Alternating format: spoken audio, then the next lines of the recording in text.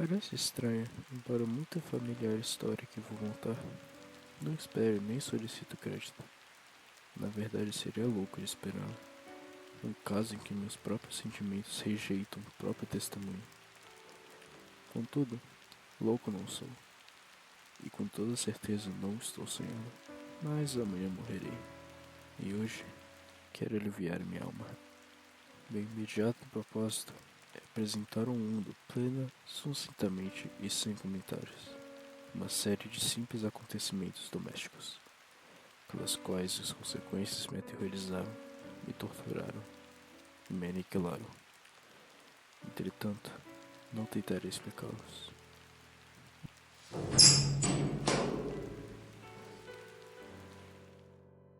Mais tarde, talvez, alguma inteligência se encontre que reduza meu fantasma a um lugar comum. Alguma inteligência mais calma, mais lógica, menos excitável do que a minha, que perceberá nas circunstâncias que pormenorizo como terror apenas a vulgar sucessão de causas e efeitos bastante naturais.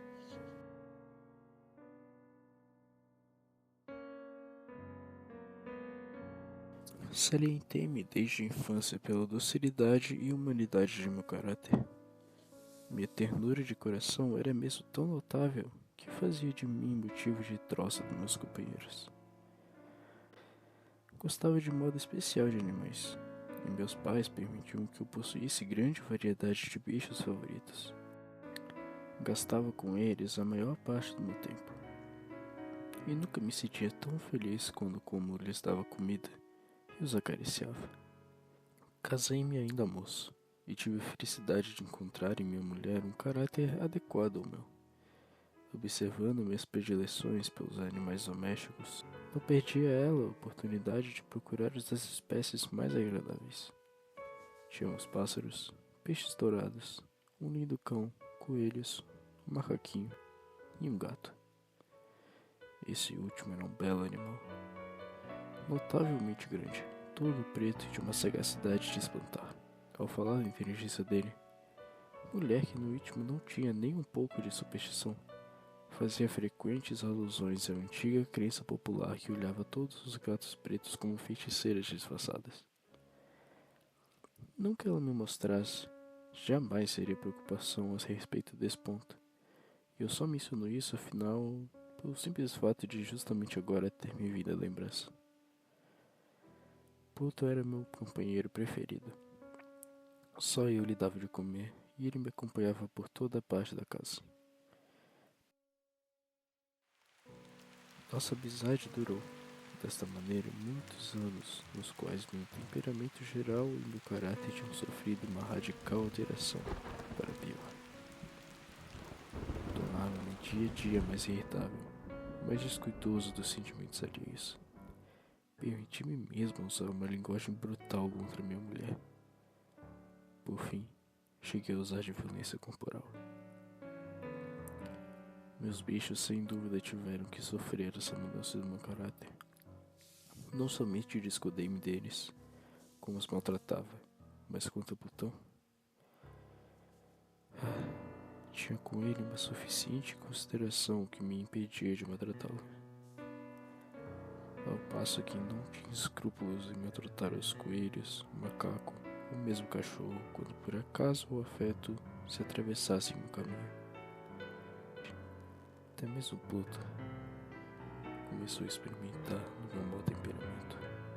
Certa noite, de volta a casa bastante embriagada de uma das tascas do subúrbio, pensei que o gato estava evitando minha presença. Agarrei-o, mas amedrontado com a minha violência, ele me deu uma leve dentada na mão. Então, uma fúria diabólica tomou conta de mim instantaneamente. Cheguei a desconhecer-me. Parecia que a alma original me havia abandonado brevemente do corpo, e uma maldade mais do que satânica, saturada pelo álcool, fazia vibrar todas as fibras do meu corpo. Tirei do meu bolso do colete um canivete, abri-o e agarrei o pobre animal pela garganta. Deliberadamente, arranquei um de seus olhos da órbita.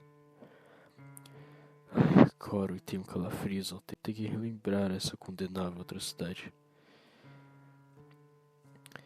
Quando chegou a manhã, me voltou a razão.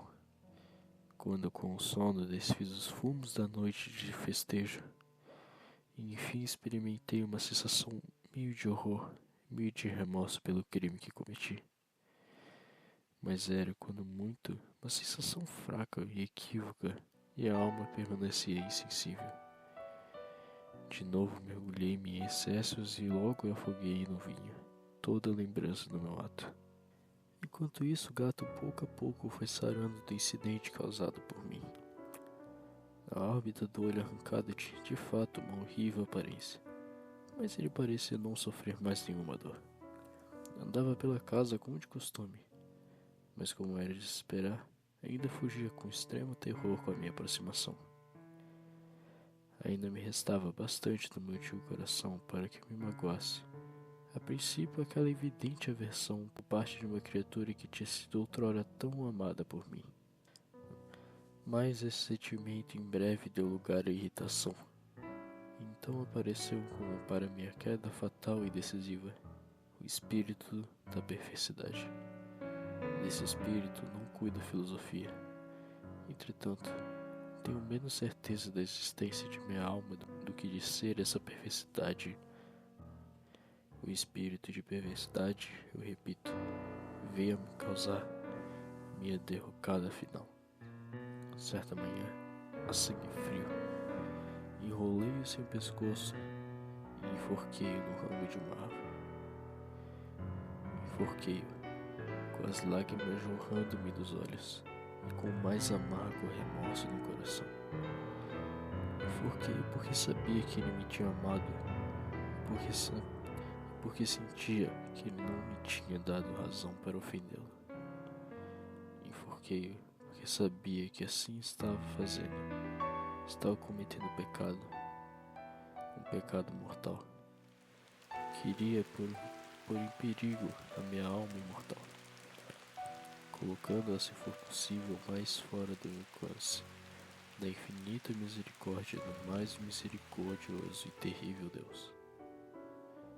Na noite do dia no qual pratiquei essa crudelíssima façanha, fui desperto do sono por gritos vindos da rua. As cortinas de minha cama estavam em chamas, a casa inteira ardia. Foi com grande dificuldade que minha mulher conseguimos escapar do incêndio. Porém, a destruição foi completa. Toda a minha fortuna foi tragada e entreguei-me desde então ao desespero. Não tenho a fraqueza de tentar buscar estabelecer uma relação de causa e efeito entre o desastre e a atrocidade, mas estou relatando um encadeamento de fatos e não desejo que nem mesmo um possível elo seja negligenciado. Visitei os escombros no dia seguinte ao incêndio. Todas as paredes tinham caído, exceto uma. O estuque havia, em grande parte, resistido ali à ação do fogo, fato que atribuía a ter sido ele recentemente colocado. Me aproximei e vi, como se tivesse sido gravado em baixo relevo sobre a parede branca, a figura de um gato gigantesco. A imagem ali de reproduzida com uma nitidez maravilhosa parecia ter algo ao redor do pescoço. Dar a princípio, com isso que não podia deixar de considerá-la senão uma aparição. Meu espanto e meu terror foram extremos. Mas afinal, a reflexão veio em meu auxílio. O gato, eu me lembrava, tinha sido enforcado no jardim, junto da casa. Talvez as chamas e o amoníaco do cadáver traçaram então a imagem tal como vimos. Durante meses, eu não pude me libertar do fantasma do gato. E nesse período, voltava-me ao espírito um vago sentimento que parecia remorso, mas não era. Cheguei a ponto de lamentar a perda do animal e de procurar, entre as tascas ordinárias que eu agora habitualmente frequentava, outro bicho da mesma espécie e de aparência um tanto semelhante com o que pude substituí-lo. Certa noite, sentado num antro mais que infame, minha atenção foi de súbito atraída para uma figura preta que pousava em em cima de um dos imensos barris de Genebra ou de rum que estavam naquela sala. Fiquei olhando fixamente para o alto daquele barril. E o que agora me causava surpresa era o fato de que não houvesse percebido mais cedo a tal coisa ali situada. Aproximei-me e toquei com a mão um gato preto, tão grande como o Pluto, e totalmente semelhante a ele, exceto em um ponto. Este tinha pelos brancos em parte do corpo, uma grande, embora imprecisa, mancha branca, cobrindo quase toda a região do peito. Era, pois, aquela criatura mesmo que eu procurava. Imediatamente tentei comprá-la. Esse gato, eu quero ele. Eu posso comprá-lo? Qual o preço? Esse bicho não pertence a mim. Até me pergunto de onde ele veio. Mas se você quiser tirar ele daqui, ele é todo seu. Quando me preparei para voltar para casa, o animal deu mostras de querer acompanhar-me. Deixei que assim o fizesse, curvando-me às vezes e dando-me palmadinhas enquanto seguia. Ao chegar em casa, ele imediatamente se familiarizou com ela e logo se tornou o grande favorito de minha mulher. De minha parte, não demorou para despertar-se minha antipatia contra ele. Isso era precisamente o reverso do que eu tinha previsto. Mas sua evidente amizade por mim antes me desgostava e aborrecia. Gradativamente, sentimentos de desgosto e aborrecimento se transformaram na amargura do ódio. E me fitava o animal. Certa sensação de vergonha e lembrança de minha antiga crueldade impediu-me de maltratá-lo fisicamente. Gradualmente, bem gradualmente, passei a encará-lo com indizível aversão e esquivar-me, silenciosamente. O que aumentou mais o meu ódio foi enfim perceber que, privado de um de seus olhos, assim como o Pluto, minha esposa, pelo contrário, se envolveu ainda mais com o animal por esse fato. Parecia que, conforme minha aversão por ele, sua preferência por mim aumentava. Acompanhava meus passos com uma pertinência que não poderia descrever. Em qualquer parte onde me sentasse, enroscava-se ele debaixo da minha cadeira ou pulava sobre meus joelhos, cobrindo-me com suas carícias repugnantes. Se me levantava para andar, metia-se entre meus pés, quase a derrubar-me, ou cravando suas longas e agudas garras em minhas roupas. Subia dessa maneira até meu peito. Nessas ocasiões, embora tivesse o desejo ardente de matá-lo com uma pancada, era impedido de fazê-lo.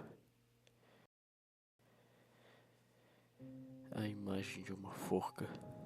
Oh, lúgubre e terrível máquina de horror e de crime, de agonia e de morte.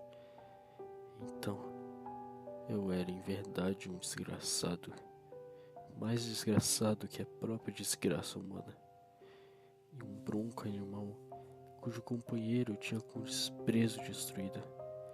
Um bronco animal preparava para mim, homem formado à imagem do Deus Altíssimo. Nem de dia nem de noite era-me dado mais o prazer do repouso. Durante o dia, o bicho não me deixava um só momento, e ainda eu despertava a cada instante de sonhos de indizível pavor, para sentir o quente hálito dessa coisa no meu rosto e o seu enorme peso. Encarnação de pesadelo que eu não tinha forças para repelir, oprimindo eternamente meu coração, levando-me a odiar todas as coisas e toda a humanidade. Minha resignada esposa, porém, era mais constante e mais paciente, vítima das súbitas, frequentes e indomáveis explosões de uma fúria a que me agora abandonava cegamente. Certo dia, ela me acompanhou para alguma tarefa doméstica, até a adega do velho prédio que nossa pobreza nos permitia habitar. O gato desceu os degraus, seguindo-me e quase me lançou ao chão, exasperando-me até a loucura.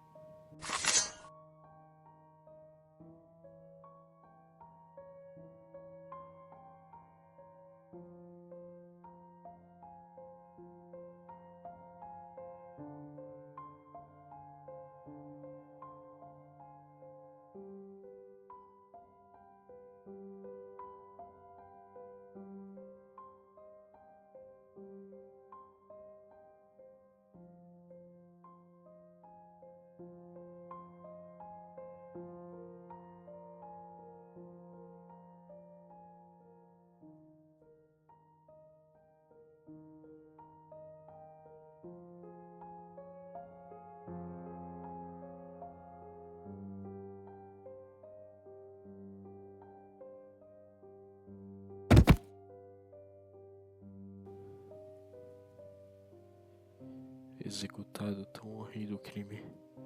Logo, com inteira decisão, entreguei minha tarefa de ocultar o corpo. Decidi emparedá-lo na adega, assim como os monges da Idade Média emparedavam suas vítimas.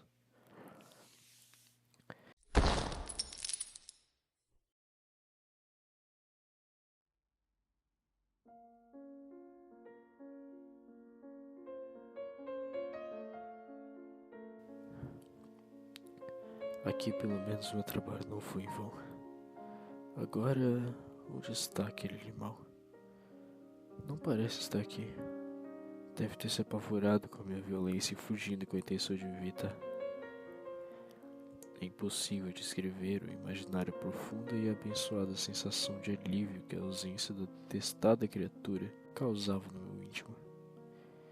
Não me apareceu durante a noite, e assim, por uma noite pelo menos, desde que ele havia entrado pela casa, dormi profunda e tranquilamente. Sim, dormi mesmo com o peso de uma morte na alma.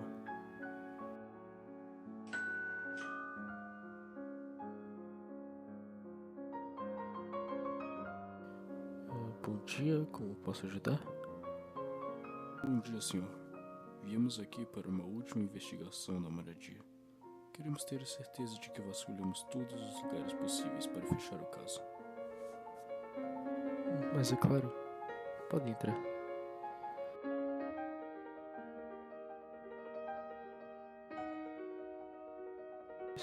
Sinto-me encantado por ter desfeito suas suspeitas. Desejo a todos saúde e um pouco mais de cortesia. A propósito, cavalheiros, esta é uma casa muito bem construída. Posso afirmar que é uma casa excelentemente construída. Essas paredes... Também agradecemos a hospitalidade, mas temos que ir agora. Ora, deixe-me terminar rapidamente aqui dizendo. Essas paredes estão solidamente edificadas, querem ver?